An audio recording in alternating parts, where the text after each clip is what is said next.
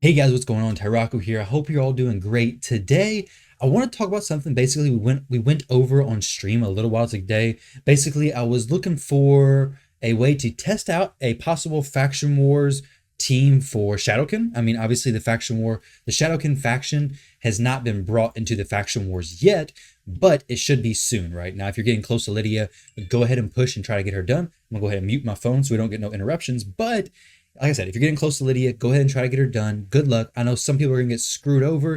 It's not going to be fun. But either way, I want to jump in here and show you guys a champion who I think is going to be, well, one of several, but one specifically who I think is going to be very important in Shadowkin Faction Wars. I think she's a little less talked about. She was talked about before, but I mean, like Taragi, he's very popular.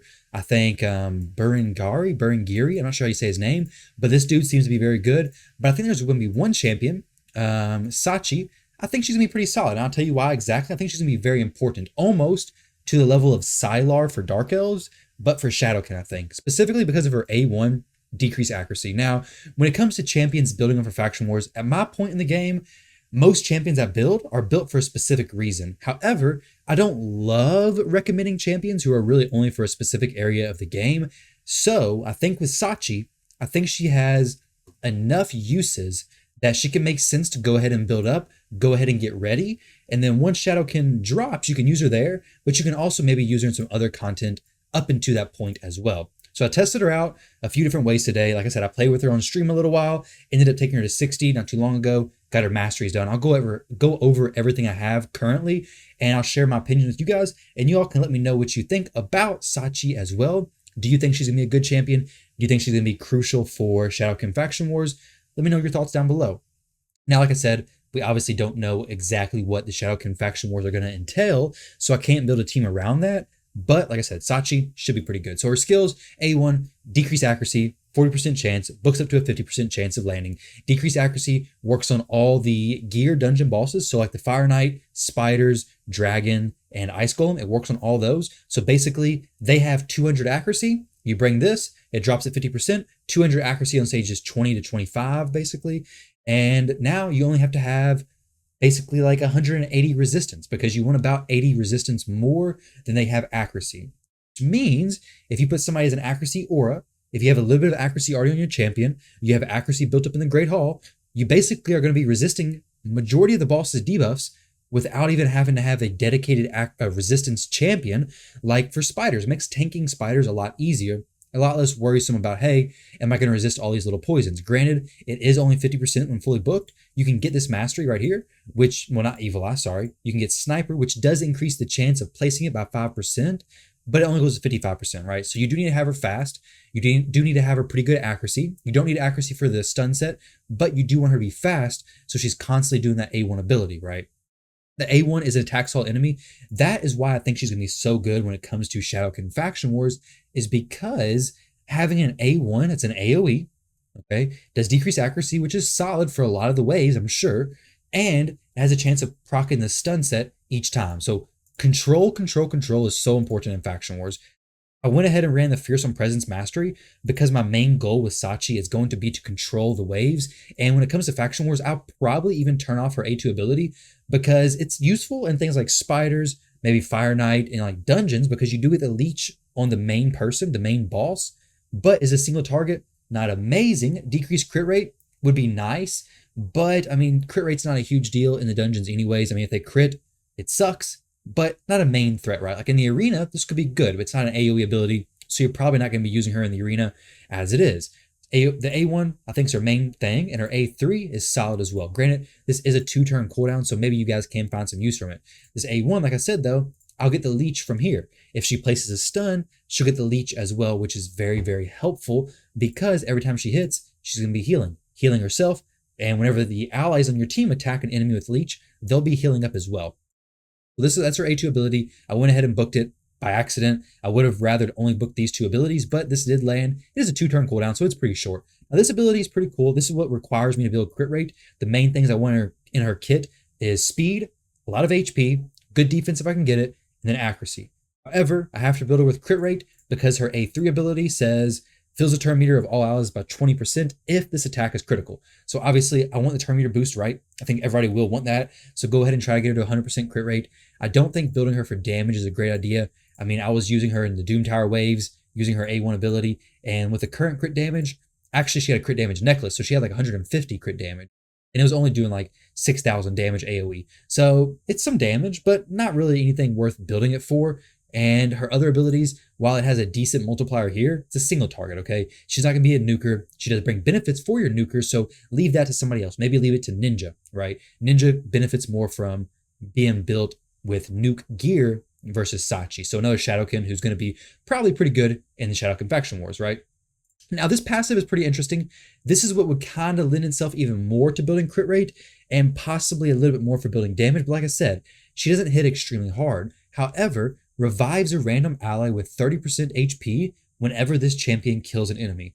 So this ability is nice, has a 50% chance of placing fear debuff on all enemies for 1 turn whenever an ally is revived.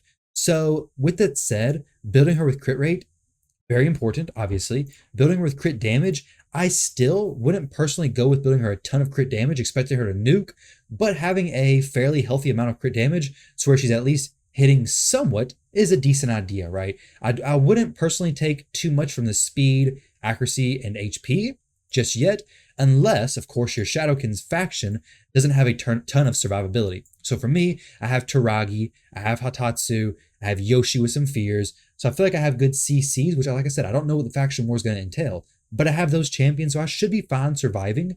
If you do find yourself going down a lot, maybe you can build her for a little bit more damage so she can kill people, but I just don't think you should rely on that necessarily because her damage doesn't seem to be crazy. I'll jump in the Doom Tower and show you guys kind of what her damage is, but as you can see, my masters that I've chosen for her, we'll do hard mode Doom Tower. The masters I've chosen for her were basically Fearsome Presence, things boosting her accuracy, and just boosting her debuff skills. I think she's a great support champion.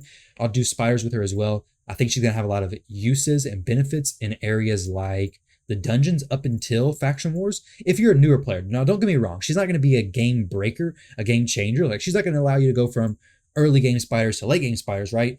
But she could allow you to maybe pull back some of the gear on your spider tank. They may still take some poisons because her debuff isn't 100%, but whenever they get attacked by somebody with the decreased accuracy on them, as long as they have like 150 resistance, they should be perfectly fine. So you don't have to devote as much gear to the champions trying to go for 300 resistance when she can reduce their accuracy. So this A3 ability is the one that does pretty decent damage, I believe. Let's go ahead and see what it hits for. So 11,000. So I mean, decent at best. Let's see what Venus is hitting for. Probably close to the same on her A1, to be honest. See if she ever gets a turn, she's going to die, I bet. Okay, so she is dead. All right, it is what it is. But basically, 11,000 with that A3. I guess she doesn't have a ton of crit damage, and she's not built to do a bunch of damage, but it's only going to scale so high, right? 130% crit damage. I mean, it is what it is, okay? So you guys can take from that what you may. I do think Sachi is going to be a solid champion for Faction Wars. Let me go ahead and show you dungeons. When it comes to spiders, what you could do is basically throw somebody as a resistance aura. The only champions I have right now who have resist aura are Siphi, and it doesn't really make a whole lot of sense to bring Siphi in here if she's going to have a resist aura of 80 and block debuffs. So obviously, if I have block debuffs, I don't need to worry about resistance because I'm going to resist it anyways, right? I also have Helior, but he has 403 resistance. So we're going to go ahead and show you guys with Drexstar. I do need to bring some kind of healer. Let's go ahead and see if we can get a... Who's going to heal? Because I did this earlier and Drex did die. He did take a few poisons. I'll go ahead and take Cold Heart out. Let's see if I can find somebody who can heal a decent amount each turn without, cleansing. We'll just use a Skytouch Shaman. I won't use her on auto. I'll just use her on manual just so she heals Drexstar. Because you will still need somebody to keep Drex alive, right? He's not in lifesteal gear. If he was in lifesteal and built fast, this would be much better, but he's not. So got to keep that in mind as well. But you'll see the resist that happen, okay? He's at 168 resistance, by the way. So he's definitely not high enough resistance to actually resist the spiders. And this stage specifically is weak affinity for Sachi, but you can always use her on stage like 25, where she's strong affinity, and then use a magic or a spirit affinity champion as a tank, right? So I'll give you guys an example of that in just a few seconds. Granted, it's a little bit more difficult to tank because those spiders do hit a little bit harder, so you just gotta be careful. Now, not very many decreased accuracies landed here. Let's hopefully get an example of what happens when one with decreased accuracy hits versus one without decreased accuracy hits. So this is without decreased accuracy, Out once again, without. So all these poisons are landing, right? And then let's see if one of the ones with decreased accuracy hit. So does have decreased accuracy, resisted. See a few more. This one over here should hit in just a second. Now we're going to place more decreased accuracies, more stuns, some leeches possibly. And maybe he does have lifesteal. No, he doesn't have lifesteal. I wonder if he did. And reduce the turn meter of the spider.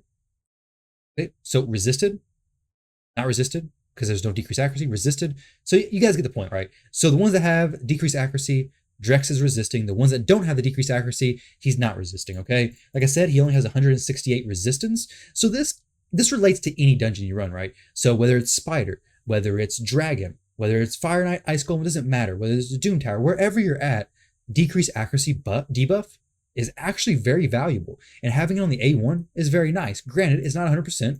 So a champion like Sylar is going to bring a similar benefit. So if you have Sylar, you're probably going to use Sylar over Sachi anyways, right? So I'm not trying to say that she's going to be a game changer for these dungeons. But if you have her and you've been wondering if maybe you should bring her up in levels, maybe it's not a bad idea. Now, I don't necessarily think she has to be level 60 and fully mastered, because I think not having her 60 is not even a big deal. Having her 50, even mostly mastery, like if you just want to pick up this mastery right here, increase your chance of placing that decreased accuracy, perfect. Now, granted, if you can fully master her, if you have the resources, great, because then you can get this, put a stun set on her, place leech on everybody with a chance to place leech on everybody whenever that stun set activates, give fearsome presence to increase the chance of placing that stun set. I think it all ties together very well. So I think she's going to be a very good champion for the Faction Wars. I think she's a pretty solid champion who you can make sense of in your account right now.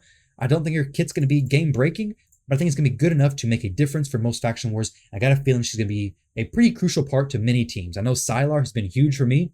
Granted, Sylar brings a little bit more as far as control to her kit, but an A1 ability, basically turn everything else off, will turn the A2 off, use the A1 and A3, turn meter boost, increase attack, good area, crowd control, decrease accuracy, solid kit from Sachi. So let me know of a champion you think is going to be one of the very important ones for Shadowkin, okay? Did I miss somebody? Was there any epics I didn't mention?